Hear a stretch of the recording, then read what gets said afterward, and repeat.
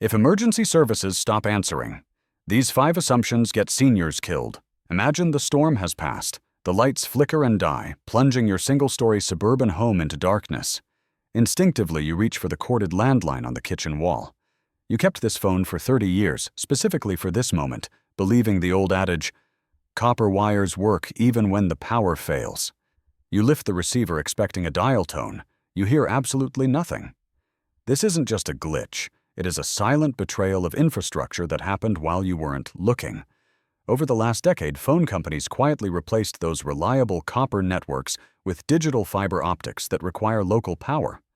When the small backup battery in your neighborhood junction box dies after 8 hours, that lifeline dies with it. For those of us living in quiet cul-de-sacs or small towns, we have built a life based on the certainty of connection. We rely on the ambulance being 8 minutes away, the pharmacy refilling prescriptions instantly, and the climate control protecting us from the heat. We assume the safety net is made of steel. But in a slow collapse scenario, where the grid degrades over days, not minutes, that net is actually made of spiderwebs. We need to have a brutally honest conversation about the vulnerability of the modern senior lifestyle. This is not about fighting zombies, it is about physiology. A body that has weathered 80 years responds to dehydration and heat stress very differently than it did at 40. The margin for error is razor thin. And before we start, I have one question for you in the comments. Do you actually know for a fact if your home phone is old school copper or digital fiber? Check your bill. Tell me below, and let's dive into assumption number 1. The priority fallacy. We need to sit down and have a very honest conversation about the medical system you have trusted for decades. For your entire life, the rule has been simple and humane. If you are the sickest person in the room, you are the first person the doctor sees. This ethical foundation provides a deep sense of comfort, especially as we age and our medical needs become more complex. You naturally assume that in a crisis, your oxygen tank, your dialysis schedule, or your limited mobility effectively places a VIP flag on your roof that tells the government to come to you first. However, when the grid fails for a week and the supply chains break, emergency services quietly switch to a different operating manual known as disaster triage. In this scenario, the goal is no longer to save the most vulnerable. The goal is to save the greatest number of people with the few resources left. This is a brutal mathematical inversion that few people talk about. In a mass casualty event, first responders are actually trained to bypass the victims who are screaming for help in favor of those who are silent but salvageable. The logic is that if you have the energy to scream, your airway is open and you can wait, whereas the person needing complex extraction drains too much time. Apply this to your suburban neighborhood during a long-term blackout. If you require a team of 3 paramedics and a specialized lift to get you out of your bedroom, and that same team could use that hour to evacuate 20 people who can walk to the truck, the logistics coordinator will make a decision that feels impossible to accept. During the aftermath of major hurricanes, official reports have shown that seniors in care facilities were sometimes left behind not out of malice, but because they required power-dependent equipment that the rescue boats simply could not support. This is not cruelty. It is the cold mechanics of a collapsing system. So, if the flashing lights are not coming for you, who is? This brings us to the only strategy that works for those of us who cannot march 10 miles with a backpack. You must stop looking at the horizon for a helicopter and start looking at the driveway across the street. Your survival depends on the social triage you build right now. You need to identify the neighbor who owns a pickup truck or a generator. You need to swallow the discomfort of asking for help and make a pact today. The conversation is simple.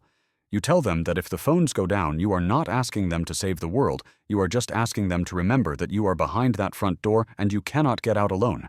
In almost every study of survival in isolated towns, the primary factor for elderly survival was not the amount of food stored, but the number of people within walking distance who knew their name. The Registry Myth. There is a profound, almost tangible sense of security that comes from filling out a government form. You receive a letter from your county or your electric utility, you check the box that says medical necessity or vulnerable resident, and you drop it in the mail. In your mind, you have just purchased an insurance policy. You believe that somewhere in a command center, a specific light is blinking on a digital map right over your rooftop, signaling to the authorities that a senior citizen lives here and needs immediate help when the power fails. But we need to look at what happens to that map during a slow collapse scenario. Modern registries are almost entirely digital. They live on cloud servers and rely on the internet to be accessed. When a storm knocks out the regional power grid, the cell towers and internet service providers running on battery backups typically fail within 24 hours. At that moment, the cloud evaporates. The well-meaning social worker who is supposed to check on you suddenly loses access to the database. They are forced to navigate a chaotic town using memory or outdated paper printouts, driving a vehicle that is rapidly running out of fuel. Furthermore, there is a structural flaw in the bureaucracy that is almost never discussed until the inquest after the disaster. You might assume that because you told the electric company you need power for a ventilator, the paramedics automatically know this too. The reality is far more frustrating.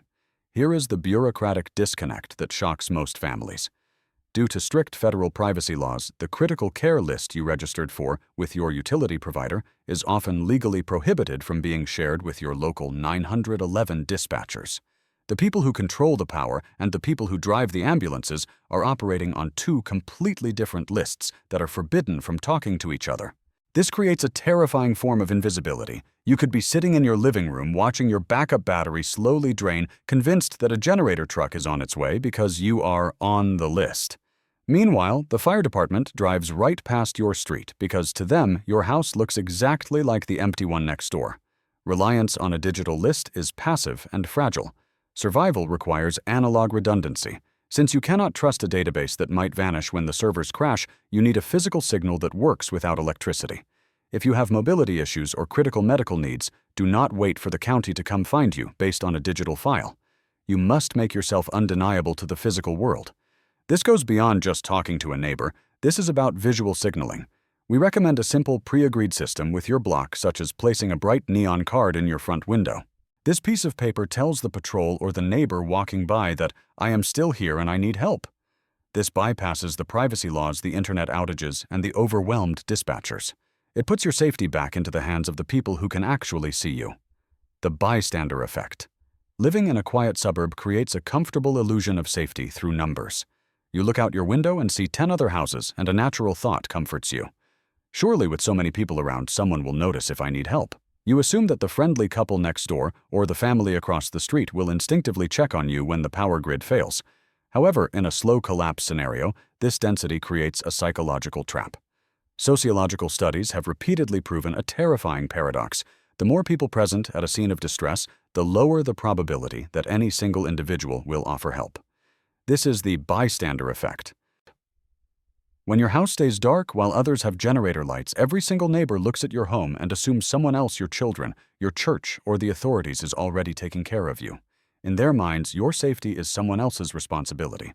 Furthermore, we must address the empathy limit. For the first 24 hours of a blackout, neighbors are helpful. But by day 3, when the food in the freezer is spoiling and the heat becomes unbearable, a biological switch flips. The brain shifts from community mode to survival mode.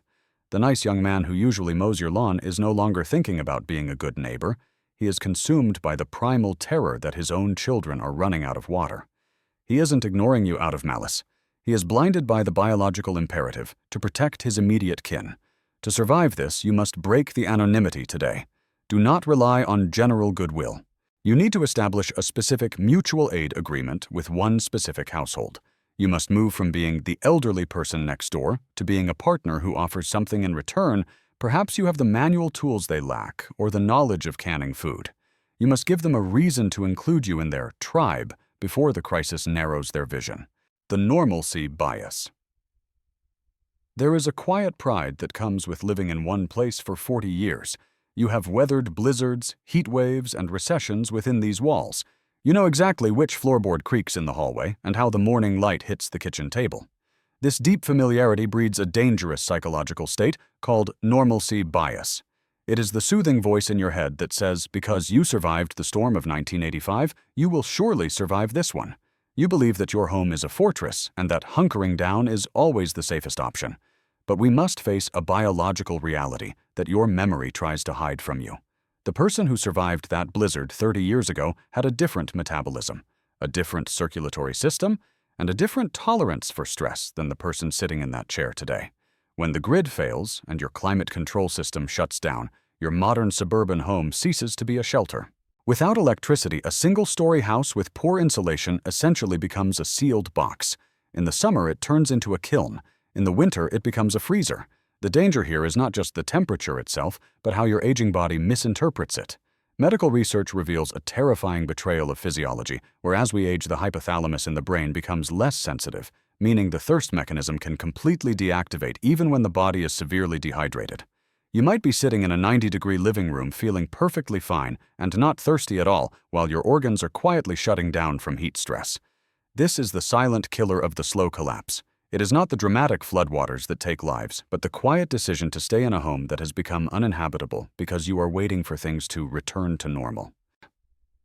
You might refuse to leave or refuse to modify your behavior because your brain is using outdated data from your younger years to assess the current threat. Survival in this scenario requires you to overrule your own comfort. You must stop trusting your feelings and start trusting the data. If the thermometer says it is dangerous even if you feel okay. You need to shrink your world down. Instead of trying to live in the whole house, choose one small, manageable room. Cover the windows with heavy blankets to trap cool air or heat.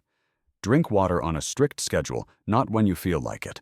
You must treat your body like a fragile instrument that needs manual regulation because the automatic systems, both in your house and in your brain, have gone offline.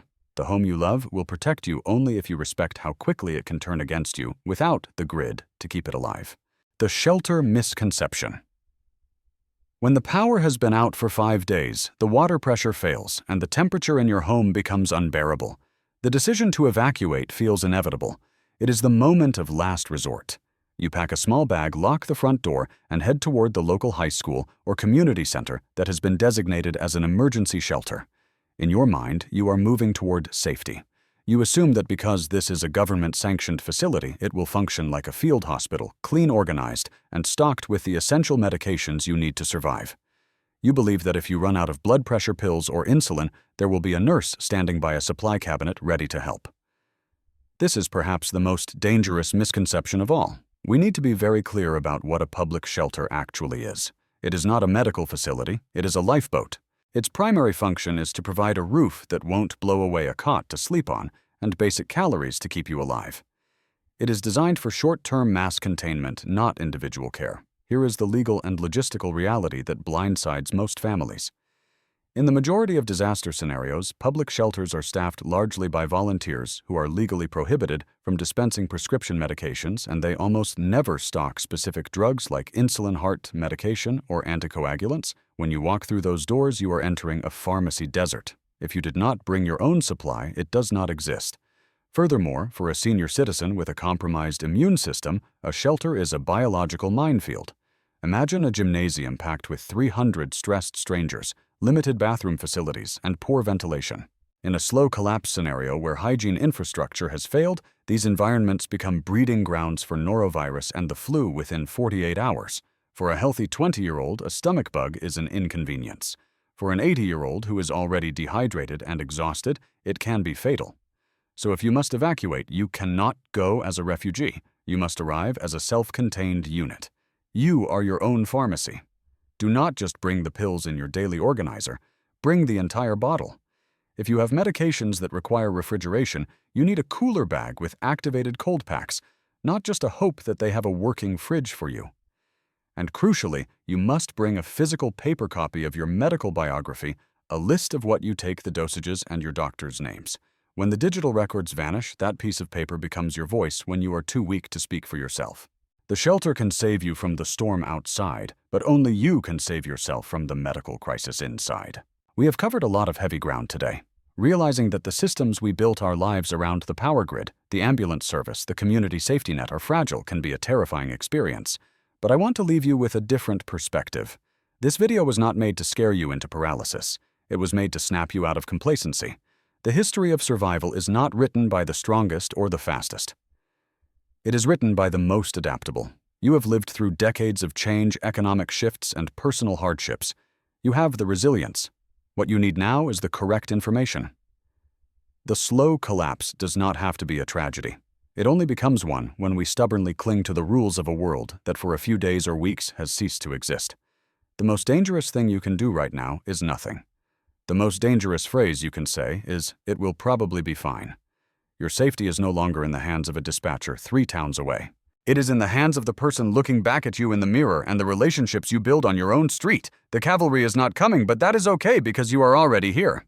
If this video opened your eyes to a reality you hadn't considered, please click the like button. It helps this message reach other seniors who are still relying on a dial tone that might not be there. I have a specific request for you today. Share this video with your adult children or your caregivers. They are often the ones who need to understand this reality check the most. Send it to them and say, "We need to talk about my plan B." And finally, tell me in the comments, what is the one item you realized you are missing today? Is it a manual can opener, a paper map, or just the phone number of the neighbor across the street? Let's learn from each other. Stay safe. Stay prepared.